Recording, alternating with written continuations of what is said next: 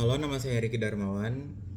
Di sini saya akan menjelaskan dan mempresentasikan tentang apa itu hukum dan peradilan hukum di Indonesia pada bab 3 PPKN. Sebelum kita masuk, saya akan menjelaskan terlebih dahulu apa itu hukum. Sebelum itu, pada pasal 1 ayat 3 di Undang-Undang Negara Republik Indonesia tahun 1945, pasal 1 ayat 3 menjelaskan tentang Indonesia adalah negara hukum. Nah, hukum itu sendiri adalah aturan tata tertib dan kaidah sebagai pagar pembatas bagi masyarakat agar kehidupan manusia berjalan dengan aman dan damai. Lalu fungsi hukum itu sendiri adalah alat pengatur tata tertib kehidupan masyarakat, terus ada sarana untuk mewujudkan keadilan sosial batin dan luhur, lalu penggerak pembangunan. Setelah itu ada tujuan hukum. Tujuan hukum dibagi menjadi 3, yaitu segi reguler, segi keadilan, dan segi memanusiakan manusia. Yang pertama, segi reguler. Segi reguler adalah mendatangkan tata dan damai dalam masyarakat. Lalu ada segi keadilan, yaitu mewujudkan keadilan. Dan yang ketiga ada segi memanusiakan manusia, di mana ini untuk menjaga agar manusia diperlakukan sebagai manusia. Lalu hukum ada golongan-golongannya. Yang pertama adalah dibagi berdasarkan sumbernya. Berdasarkan sumbernya ada 4, yaitu hukum undang-undang, hukum kebiasaan, hukum traktat, dan hukum jurisprudensi. Yang pertama tuh hukum undang-undang. Hukum undang-undang berarti hukum yang ada di dalam suatu perundang-undangan, seperti contohnya Undang-Undang Dasar. Lalu ada hukum kebiasaan. Hukum kebiasaan itu hukum yang ada di sekitar kita, yang kita lakukan sehari-hari, di mana itu menjadi suatu kebiasaan, dan biasanya itu seperti adat istiadat. Lalu ada hukum traktat. Hukum traktat itu sendiri adalah hukum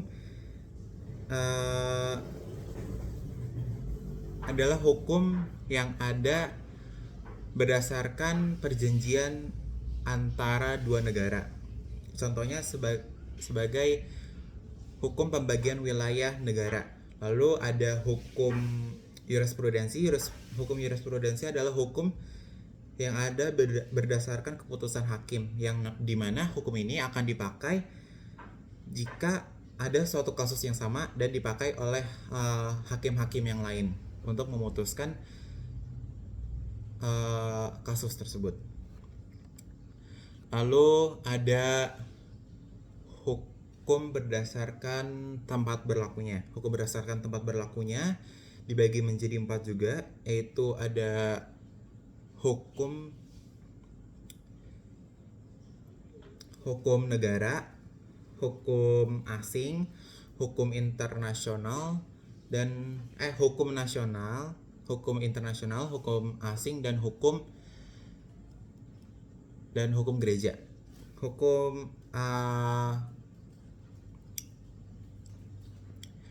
Hukum nasional itu adalah hukum yang ada di dalam suatu negara.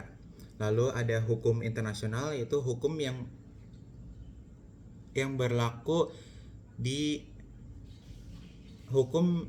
antar negara. Lalu ada hukum asing, yaitu hukum yang berlaku di suatu negara tertentu. Lalu ada hukum gereja, di mana hukum ini berlaku kepada anggota-anggota gereja berdasarkan peraturan yang ada di dalam gereja. Lalu ada hukum berdasarkan bentuknya. Hukum berdasarkan bentuknya itu ada hukum tertulis dan hukum tidak tertulis.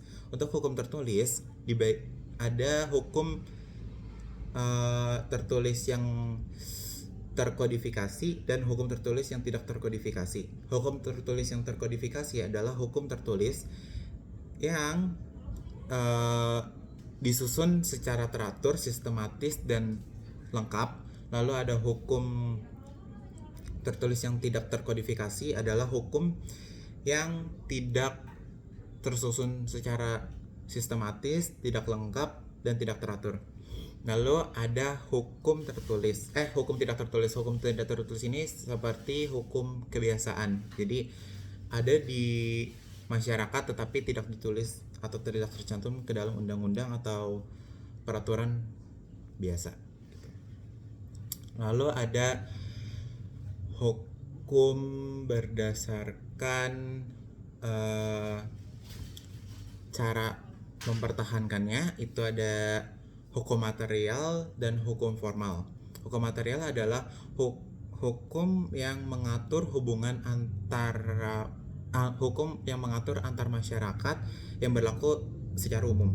Lalu ada hukum formal yang dimana hukum ini untuk mengatur bagaimana cara untuk mempertahankan dan melaksanakan hukum formal. Setelah itu ada berdasarkan sifatnya. Berdasarkan sifatnya ada hukum yang memaksa dan hukum yang mengatur. Hukum yang memaksa itu adalah hukum yang di dalam keadaan apapun dan dimanapun dan apapun itu harus terlaksana dan mempunyai sifat dan mempunyai paksaan mutlak. Lalu ada hukum yang mengatur, yaitu hukum yang dapat dikesampingkan jika pihak-pihak yang bersangkutan memiliki suatu perjanjian atau memiliki suatu peraturan sendiri. Lalu setelah itu ada hukum berdasarkan isinya. Hukum berdasarkan isinya itu ada hukum berdasarkan isi, ada hukum publik dan hukum privat. Hukum publik itu dibagi menjadi 4. Ada hukum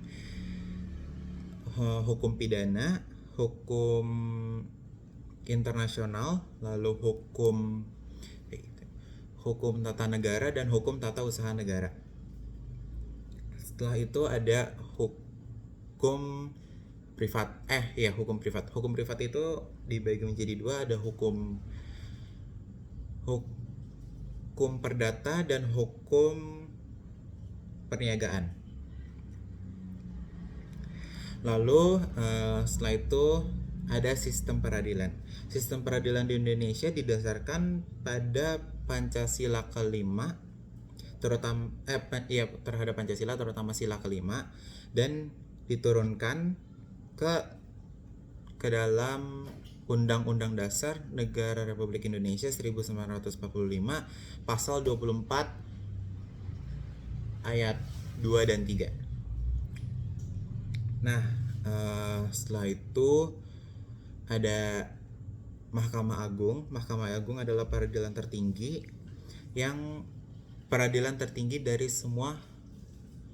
dari semua lingkungan peradilan.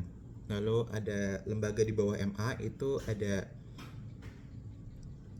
ada peradilan agama, peradilan militer, peradilan umum, dan peradilan tata usaha negara. Peradilan umum itu dibagi menjadi 2, ada peradilan negeri dan peradilan tinggi. Lalu ada peradilan militer. Peradilan militer dibagi menjadi 4, yaitu pengadilan militer tinggi, pengadilan militer utama, dan pengadilan militer pertempuran. Lalu ada pengadilan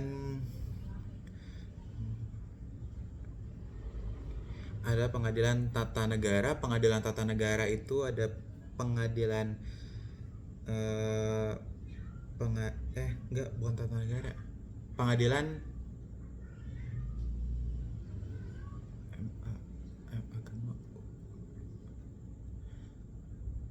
pengadilan tata usaha negara.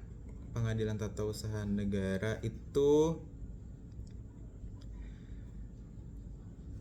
ada pengadilan tata usaha negara, itu ada pengadilan tata usaha yang bertempat di kabupaten dan kota atau kota. Lalu ada pengadilan tinggi tata usaha itu bertempat di provinsi. Lalu ada pengadilan agama itu ada peradilan agama itu ada pengadilan agama dan pengadilan tinggi agama. Setelah itu ada MK. MK ini adalah lembaga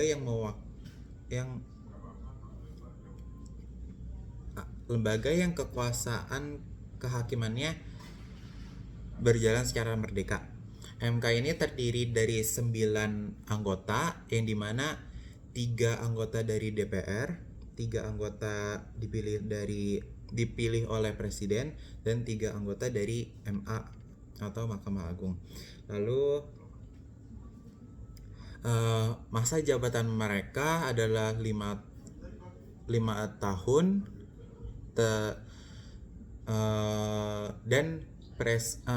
dan ketua dan wakil ketuanya masa jabatannya adalah 3 tahun. Setelah 3 tahun akan turun jabatan lalu digantikan dengan yang lain hingga mencapai 5 tahun. Lalu ada Komisi Yudisial atau KY. KY ini bersifat mandiri dan memiliki wewenang yang bebas dari campur tangan atau pengaruh dari kekuasaan yang lain. Sekian presentasi dari saya, terima kasih.